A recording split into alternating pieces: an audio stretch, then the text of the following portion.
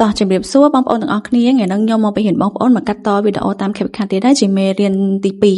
ហ្នឹងហើយអញ្ចឹងដំបូងឡើយបងប្អូនចូលមកកាន់កម្មវិធី CapCut ហើយធ្វើការ add វីដេអូចូលអញ្ចឹងសម្រាប់វីដេអូកន្លែងនេះគឺខ្ញុំ add 2វីដេអូទី1គឺរូបប្រអប់ផលិតផលនិងវីដេអូទី2គឺរូប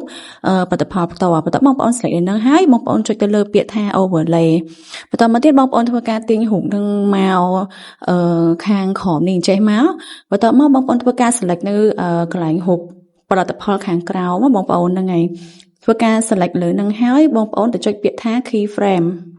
កន្លែងឆុងណាបងប្អូនហ្នឹងហើយចុចពាក្យ keyframe ហើយបងប្អូនទៅរកពាក្យថា mask ដើម្បី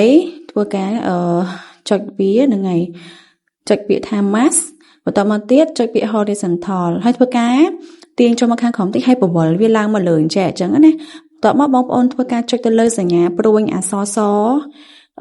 នៅខាងលើវាមកបងប្អូនហ្នឹងហើយសញ្ញាព្រួញសហ្នឹងហើយចែកឲ្យទាញវាបន្តិចមកដើម្បីឲ្យកន្លែងហ្នឹងវាមានសម្អល់ស្អាតអញ្ចឹងណាបន្ទាប់មកទៀតបងប្អូនធ្វើការ cut ផលិតផលនៅខាងក្រោមតិចចុច key frame ដដែលហើយទៅរកពាក្យថា mask ដដែលមកហើយនឹង horizontal ដដែលធ្វើការទាញបន្ទាត់ហ្នឹង cut មកក្រោមតិចហ្នឹងហើយ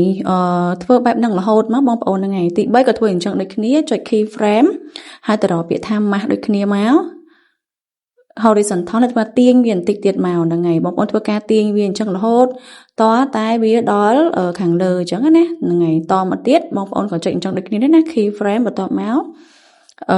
ទៅចុចពាក្យថា master មកហ្នឹងហើយហើយធ្វើការទាញវាបន្តិចទៀតមកបងប្អូនហ្នឹងហើយធ្វើតាមវីដេអូដែលខ្ញុំប្រាប់ទៅបងប្អូនហ្នឹងហើយអញ្ចឹងណាអូខេកាត់មកបន្តិចទៀតមកដដែលទៅចុចនឹងដដែលមកបងប្អូនហ្នឹង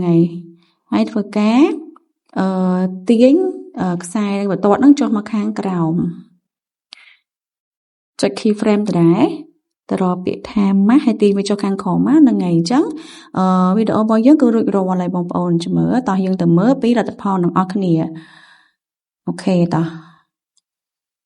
យើងធ្វើការសេរីបន្តិចសិនតោះរួចរាល់ហើយតោះតែមើលអស់គ្នាអញ្ចឹងយើងទទួលបានវីដេអូបែបនេះឯងបងប្អូននេះឃើញទេ